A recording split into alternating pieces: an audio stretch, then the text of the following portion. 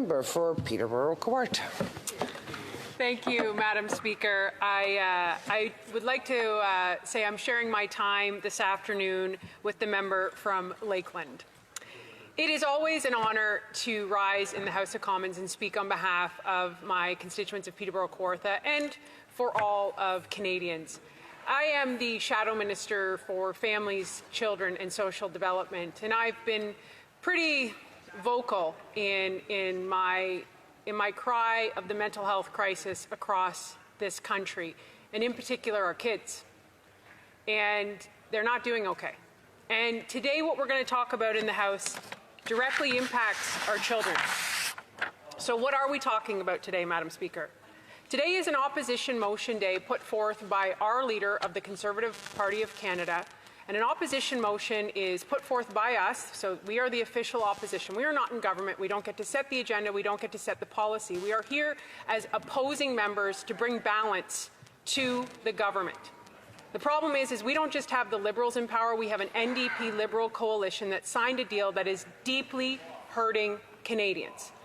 So the opposition motion today put forward that we are debating in this House is the House call on the government to introduce legislation within 7 days of this motion being adopted to repeal all carbon taxes to bring home lower prices on gas, groceries, and home heating. You can applaud for that, my Conservative colleagues. It is a very important piece of legislation, and it will give you an idea when the vote happens where the members in this House stand. The reality is there is very real consequences to decisions made and policy made in this House. And there are very real consequences to taxing fuel, which is what the carbon tax is. When you tax fuel that a farmer needs to run his tractors on his field or to take care of his animals, you are then going to have to transfer that tax to the trucker, who's going to have to move that food. You're then going to have to tax the manufacturer of the food. And guess who ends up paying that compounded price? You, Canadians, the people at home watching this. So what happens to your hard-earned paycheck? It falls out of your hand like sand.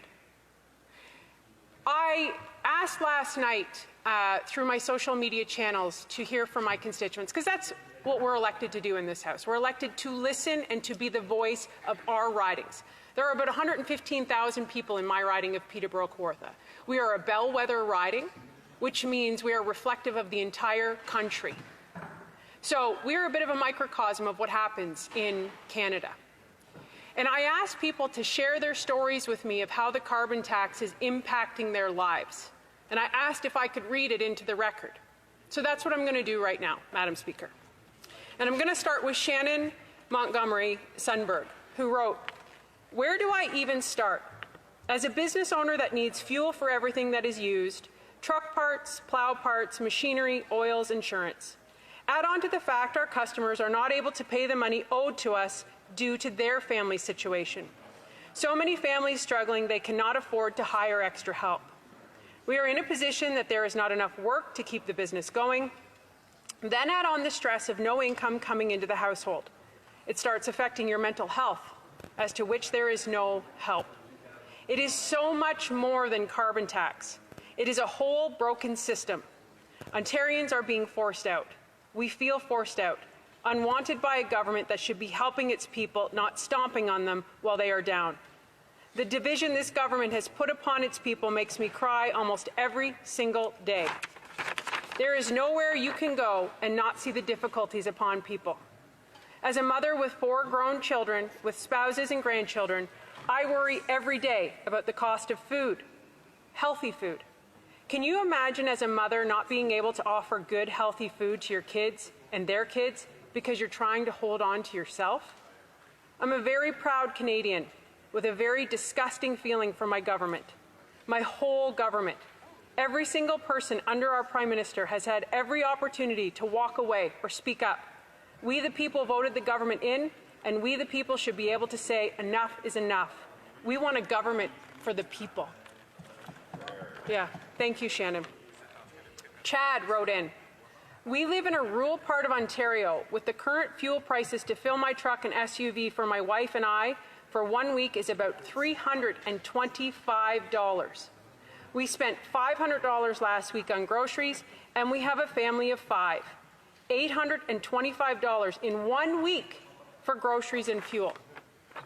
Carol Ann Grant wrote, "Our power bill for 1 month is now $400.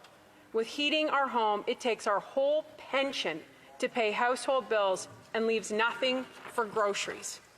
So you can imagine when the stats come out from Food Bank Canada that 7 million people are not able to feed themselves. That 1.5 million people a month are using food banks. These are people with jobs. That's what's happening across our country. This next message comes from Jeff Dunk, and Jeff wrote, "I work for a trucking company and we have drivers at home because there is not enough work because people don't want to pay the rates of transportation." Erica's message is pretty profound, as all of them are. Erica wrote, "My husband and myself work decent paying jobs, combined over $100,000. And we have 2 kids. We rent our 2-bedroom home and we have 2 vehicles. I run out of money 2 days after my payday. My 1 child is diabetic and the cost of groceries is ridiculous. I'm spending about $400 every 2 weeks to feed my kids. Then what does that mean? Hydro isn't getting paid, or only a portion is, just enough to keep the lights on. Or gas isn't getting paid to heat the house. How is it that a family making over $100,000 a year can't be comfortable? We are just as broke as when we were barely making $50,000 a year combined. I worked my way through life and I finally have a wage I always dreamed of having, and yet I'm getting nowhere. I am stuck in the small rental because I can't afford the rent for anywhere else. I'm penny pinching for 2 weeks to make it to the next payday. I'm tired. I feel defeated. It is no wonder mental health has become a crisis. Trudeau is to blame for that." Have to use the title. I understand, but we cannot use the name, so just the title, please. Madam Speaker.